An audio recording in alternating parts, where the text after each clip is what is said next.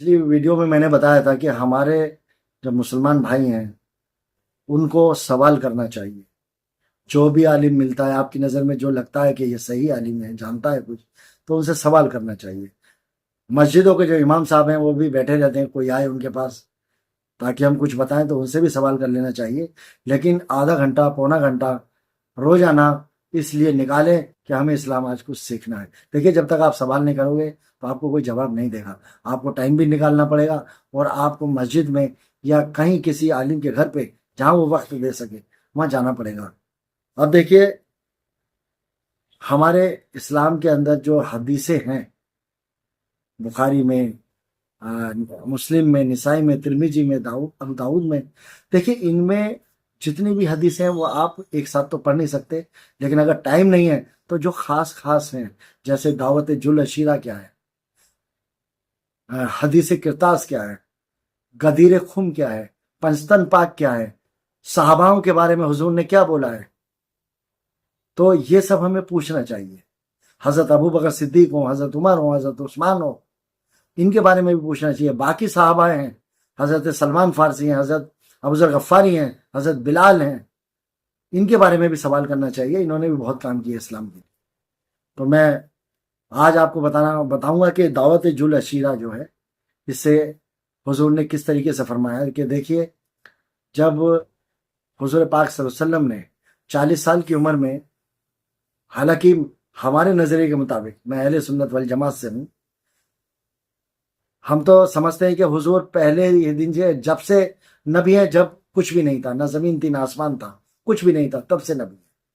لیکن اگر ہم یہ بھی مان لیں کہ حضور نے 40 سال کے بعد اعلان کیا، تو 40 سال کے بعد اعلان کرنے کے بعد آپ نے ایک دعوت دی تھی مکے کے اندر کہ بھئی میں کچھ اپنے دین کے بارے میں بتانا چاہتا ہوں.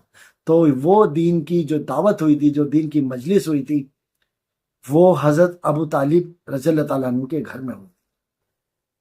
آپ کو لگ رہا ہو کہ میں حضرت ابو طالب رضی اللہ تعالیٰ عنہ کو کیوں کہہ رہا ہوں رضی اللہ، کیونکہ حضور کا آپ سے محبت رہا ہے. دیکھیے، میں نے پہلے بھی کہا ہے اور ابھی بھی کہتا ہوں کہ حضرت ابو طالب رضی اللہ تعالیٰ عنہ کے احسان دیکھیے، ان کے ایمان پہ مت جائیے.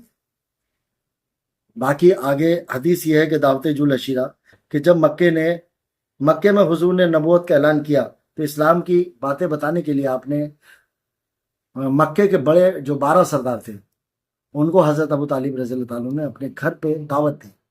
اور اس میں پہلے دن آپ نے کھانا کھلایا اور دین کا کچھ بات نہیں بتائی اور انہیں جانے دیا. پھر دوسرے دن حضرت ابو طالب رضی اللہ تعالیٰ عنہ نے ان کو جو ہے کھانا کھلایا اور انہیں جانے دیا. تیسرے دن جب کھانا کھا لیا ان 12 سرداروں نے، تو اس میں جو ہے ابو لہب، جو حضور کے چچا بھی تھے، انہوں نے سوال کیا کہ بھئی ہم روز آتے ہیں آپ کے یہاں اور آپ روز جو ہے ہمیں ایسے بھیج دیتے ہیں، بات کیا ہے یہ بتائیے. تو تب حضرت ابو طالب رضی اللہ تعالیٰ عنہ نے کہا کہ میرا بھتیجا محمد آپ سے کچھ کہنا چاہتا ہے. تو حضور صلی اللہ علیہ وسلم نے آپ سبھی کو یہ کہا کہ لا الہ الا اللہ محمد رسول اللہ، یعنی کہ نہیں کوئی معبود سوائے خدا کے، اور انا رسول اللہ، اور میں اس کا بھیجا ہوا رسول ہوں. تو سب نے یہ تو مان لیا کہ لا الہ الا اللہ، اس پہ ان کا کوئی جھگڑا نہیں ہوا. لیکن انا رسول اللہ، یعنی کہ حضور پاک رسول ہیں اور اللہ کے بھیجے ہوئے پیغمبر ہیں وقت کے، تو وہ ان کے گلے سے نیچے بات ہوتی. وہ کہنے لگے یہ تو ہمارے سامنے پیدا ہوئے ہیں، ہمارے سامنے گھر میں رہے ہیں، اور ان کو کہاں سے نبوت مل گئی، کس نے، کہاں سے کوئی فرشتہ آ گیا. تو 10 طرح کے سوال کرنے شروع کر دیے. اس میں سب سے آگے جو سوال کر رہے تھے وہ یہ ابو لہب، ابو جہل، عتبہ، ولید، یہ سب لوگ تھے. اور انہوں نے اس بات کو ریجیکٹ کرنا چاہا. لیکن پھر حضور پاک نے کہا کہ دیکھیے، میں نے آپ کو بات بتا دی ہے، لیکن آپ ہیں کوئی جو میرا ساتھ دے گا. تو سارے خاموش رہے کیونکہ ان کو سمجھ میں نہیں آ رہا تھا. تو پیچھے دروازے کے پاس حضرت علی کھڑے ہوئے تھے. انہوں نے کہا یا رسول اللہ، لبیک یا رسول اللہ، میں آپ کے ساتھ ہوں. اب دوسری بار پھر حضور نے فرمایا سبھی سے، ان 12 سرداروں سے، کہ بھئی کیا آپ میرے ساتھ ہیں، میری بات ماننے کے لیے تیار ہیں؟ سب خاموش. تب ترنت پھر دوبارہ حضرت علی نے ہاتھ اٹھا کے کہا یا رسول اللہ، میں آپ کے ساتھ ہوں، لبیک یا رسول اللہ. تیسری بار حضور پاک نے پھر فرمایا کہ اے مکے کے سرداروں، میں نے تمہیں اللہ کے نزدیک پہنچنے کے جو راستے بتائے، اگر آپ کو سمجھ میں آتا تو بتائیے، میں آگے کچھ بتاؤں آپ کو. اللہ ایک ہے, میں اس کا بھیجا رسول ہوں, اور جو اللہ فرماتا ہے اس کے حساب سے ہمیں اپنی زندگی جینی ہے. تب بھی لوگ خاموش رہے. تو اسی وقت پھر حضرت علی نے, جو کہ ان کی عمر 9 یا 10 سال تھی, انہوں نے ہاتھ اٹھایا کہ یا رسول اللہ, میں آپ پہ ایمان بھی لاتا ہوں اور میں آپ کو لبیک کرتا ہوں.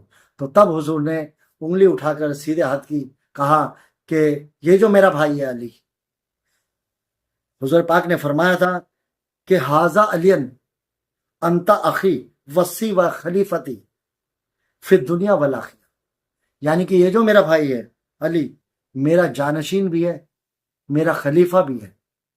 تو دیکھیے کب کہا تھا حضور پاک نے, جب مکے میں کسی کا والد, کسی کے خاندان میں مسلمان کیا ہوتا ہے کوئی جانتا بھی نہیں تھا. تب حضور کی دعوت حضرت علی نے قبول کی اور ساتھ میں کہا کہ میں لبیک یا رسول اللہ, میں آپ کے ساتھ ہوں. تو تب حضور نے 10 سال کی عمر میں یا 9 سال کی عمر میں حضرت علی کو فرما دیا تھا کہ آپ میرے وصی بھی ہیں اور میرے خلیفہ بھی ہیں. تو لوگوں کے ذہن میں رہتا ہے کہ بھئی کہاں گیا, کہاں کہا ہے کہ حضرت علی کو پہلا خلیفہ بنائے جاتے. تو دیکھیے کئی کتابوں میں ہے, اگر آپ پڑھو گے, غدیر خم کی حدیث پڑھو گے تو اس میں بھی آپ کو مل جائے گا. ابھی میں انہی کے بارے میں بتا رہا ہوں جو دعوت جل عشیرہ ہوئی تھی, جو 3 دن تک چلی تھی مکے میں حضرت ابو طالب رضی اللہ تعالیٰ عنہ کے گھر میں. تو اس کا پس منظر یہ ہے جو میں نے آپ کو بتایا.